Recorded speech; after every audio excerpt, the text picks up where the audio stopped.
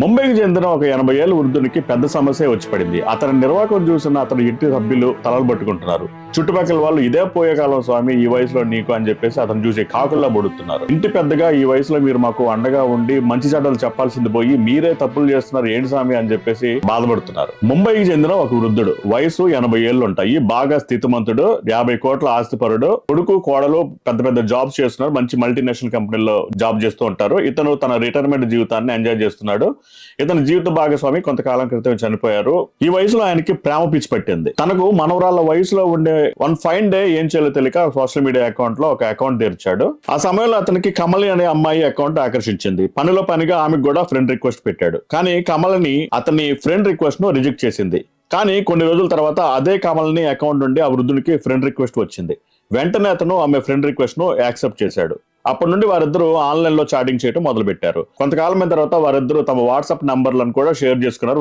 ఒకరితో ఒకరు ఇచ్చిపుచ్చుకున్నారు. WhatsApp calling కూడా చేసుకోవడం మొదలు పెట్టారు. కొన్ని రోజులు అయిన తర్వాత ఆమె తన కష్టాలను అతనితో చెప్పుకోవటం మొదలు పెట్టింది. తన భర్త తనను వదిలేశాడని, 2 పిల్లలు ఉన్నారని, వాళ్ళని పోషించాలంటే తన వల్ల కావటం లేదంటూ ఎమోషనల్ టచ్ ఇవ్వటం మొదలు పెట్టింది. దాంతో అతడు ఊరుకో నేనున్నాను కదా నీకు అంటూ 2 కోట్లు ట్రాన్స్ఫర్ చేశాడు. మళ్ళీ కొద్ది రోజుల తర్వాత తన 2 పిల్లల్లో ఒకరిని ఆసుపత్రికి తీసుకెళ్లాలని, డబ్బులు కావాలని అడగడంతో ఇంకొంత పంపాడు. అలా విడతల వారీగా అతని నుండి ఆమె డబ్బులు కాజేసింది. కొంతకాలం అయిన తర్వాత జూలీ అనే అమ్మాయి అతనికి పరిచయం అయింది. ఈ జూలీ అనే అమ్మాయి ఎవరంటే కమల్ని ఫ్రెండ్ అని చెప్పేసి తన ఆన్లైన్ లో పరిచయం చేసుకుంది. ఈమె ఫ్రెండ్ రిక్వెస్ట్ ను కూడా మన పెద్ద ఆయన యాక్సెప్ట్ చేశాడు.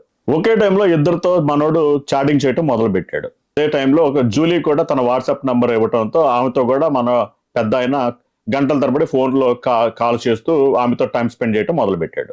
కొంతకాలం అయిన తర్వాత కమల్ని ఫ్రెండ్ అని పరిచయం చేసుకున్న జూలీ కూడా అతనికి కొన్ని రకాల లైంగికంగా రెచ్చగొట్టే మెసేజ్లను పంపడం మొదలు పెట్టింది. అవి పంపిన తర్వాత ఆమె అతని నుండి డబ్బులు డిమాండ్ చేయడం మొదలు పెట్టింది. ఆమె కూడా ఆ వృద్ధుడు బాగానే సమర్పించుకున్నాడు. ఇలా కొంతకాలం అయిన తర్వాత నుండి ఆ వృద్ధునికి ఇంటర్నేషనల్ కాల్స్ రావటం మొదలైంది.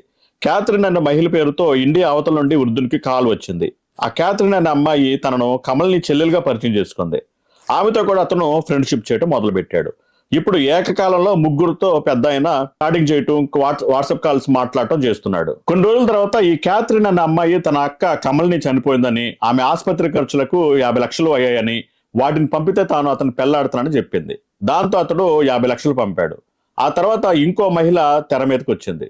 తాను క్యాథరిన్ ఫ్రెండ్ అని చెప్పి తనకు 5 లక్షలు పంపాలని అడిగింది. అప్పుగానే ఇవ్వు, తర్వాత వెంటనే ఇచ్చేస్తానంటూ అతన్ని బతిలాడింది. కాకపోతే అప్పటికే అతని బ్యాంక్ అకౌంట్ ఖాళీ అయిపోయింది. ఇంత జరిగినా కూడా ఆ వృద్ధుడికి బల్బ్ వెలగలేదు. ఇంకా ప్రేమలోకంలోనే కొట్టుమిట్టాడుతూ ఉన్నాడు. తన కుమారుడిని ఒక 5 లక్షలు కావాలని అడిగాడు. దానికి అతని కుమారుడు, మీ దగ్గర ఆల్రెడీ 10 కోట్ల దాకా డబ్బు ఉంది కదా, ఇంకా 5 లక్షలు ఎందుకు అడుగుతున్నారు, ఏమైనా అత్యవసరమా అని ఆరాధీశాడు. కానీ తన తండ్రి చెప్పిన మాటలు ఒకదానికొకటి అతికేలా లేకపోవడంతో అతను బ్యాంక్ స్టేట్మెంట్ చెక్ చేస్తే అందులో పైసా లేదు. దాంతో షాక్ అయిన వృద్ధుడి కుమారుడు వెంటనే పోలీసులకు కంప్లైంట్ ఇచ్చాడు. రంగంలో దిగిన పోలీసులు అతని బ్యాంక్ అకౌంట్ చెక్ చేస్తే ఆ వృద్ధుడి అకౌంట్ లో పైసా కూడా లేదు. మొత్తం నిల్, అకౌంట్ మొత్తం ఊడ్చేశారు. తన తండ్రి కొంతమంది గుర్తు తెలియని అమ్మాయిల వలలో చిక్కుకున్నాడని, వారు తన తండ్రి నుండి 1.5 సంవత్సరాల కాలంలో 9 కోట్ల వరకు కాజేశారని కంప్లైంట్ లో తేలింది. దాంతో పోలీసులు విచారణ మొదలు పెట్టారు. ఈ వయసులో ఇదేం బుద్ధి అని చుట్టుపక్కల వాళ్ళు ఆ ముసలాయన్ని కాకుల్లా పడటం మొదలు పెట్టారు. అతని కోడలు ఆ వృద్ధుని చూసి వణికిపోవటం మొదలు పెట్టింది. ఇతని కన్ను తన మీద ఎప్పుడు పడుతుందా అని చెప్పేసి అక్కడి నుంచి వెళ్ళిపోదామంటూ, వేరు కాపురం పెడదామంటూ తన భర్తపై ఒత్తిడి తేవటం మొదలు పెట్టింది. ఇలాంటి శృంగార వాంఛలు ఉన్న వ్యక్తి దగ్గర నుండి వెళ్ళిపోవాలని తన భర్తపై ఒత్తిడి తేసాగింది. జరిగిందంతా చూసిన వృద్ధుడు చివరికి జరిగింది అర్థం చేసుకొని హార్ట్ అటాక్ తెచ్చుకున్నాడు. ఆసుపత్రి పాలయ్యాడు. ఆ వృద్ధుడు 1.5 సంవత్సరాల కాలంలో 734 సార్లు ఆ గుర్తు తెలియని మగవులకు 9 కోట్ల రూపాయల వరకు చెల్లించుకున్నాడని ఎంక్వైరీలో తేలి పోలీసులు నివ్వెరపోయారు. సోషల్ మీడియా ప్లాట్ఫామ్స్ లో ఇలాంటి మోసాలు రోజు రోజుకు పెరిగిపోతున్నాయి. ఒంటరితనంతో బాధపడుతున్న వృద్ధులే టార్గెట్ గా కొన్ని ముఠాలు రెచ్చిపోతున్నాయి.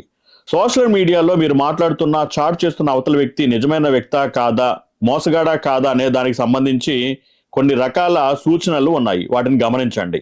Too good to be true. ఆకస్మికంగా పరిచయమైన వ్యక్తి బాగా కేర్ చూపించడం, అతిగా ప్రేమ చూపించడం, ఇలాంటివి చేస్తే అతన్ని లేదా ఆమెను అనుమానించాల్సిందే. అట్లాగే మనీ రిక్వెస్ట్, ట్రీట్మెంట్ కోసం అంటూ, ఎమర్జెన్సీ ట్రావెల్ అంటూ డబ్బులు అడుగుతారు. ఎమోషనల్ బ్లాక్మెయిల్, నా బిడ్డ ప్రాణం మీదకి వచ్చింది, నేను చనిపోతా లాంటి మాటలు వీళ్ళు వాడుతూ ఉంటారు. అట్లాగే no video call, face to face meet, ఎప్పుడు కలవకుండా వీళ్ళు ఎక్స్క్యూజులు చెప్తా ఉంటారు, వీడియో కాల్లో మాట్లాడరు. కొంతమంది వీడియో కాల్లో మాట్లాడతారు, డైరెక్ట్ గా మీట్ అవ్వరు. ప్రెజర్ టాక్టిక్స్, వెంటనే డబ్బు పాపమని ఇన్సిస్ట్ చేస్తూ ఉంటారు. వీటి నుండి ఎలా తప్పించుకోవాలి? మీకు సంబంధించిన వ్యక్తిగత ఆర్థిక వివరాలను అపరిచితులతో షేర్ చేసుకోవద్దు. వాళ్ళ ఐడెంటిటీని చెక్ చేయండి, అంటే reverse image search, mutual contact check చేయడం లాంటివి అనమాట. టూ ఫాస్ట్ బాండింగ్ ని క్వశ్చన్ చేయండి. Consult family before big payments. మీరు ఎప్పుడైనా ఎవరికైనా అపరిచితులకి పెద్ద మొత్తంలో అమౌంట్ ఏమైనా ట్రాన్స్ఫర్ చేయాల్సి వచ్చినప్పుడు మీ కుటుంబానికి ఒకసారి దీని గురించి తెలియజేస్తే మంచిది.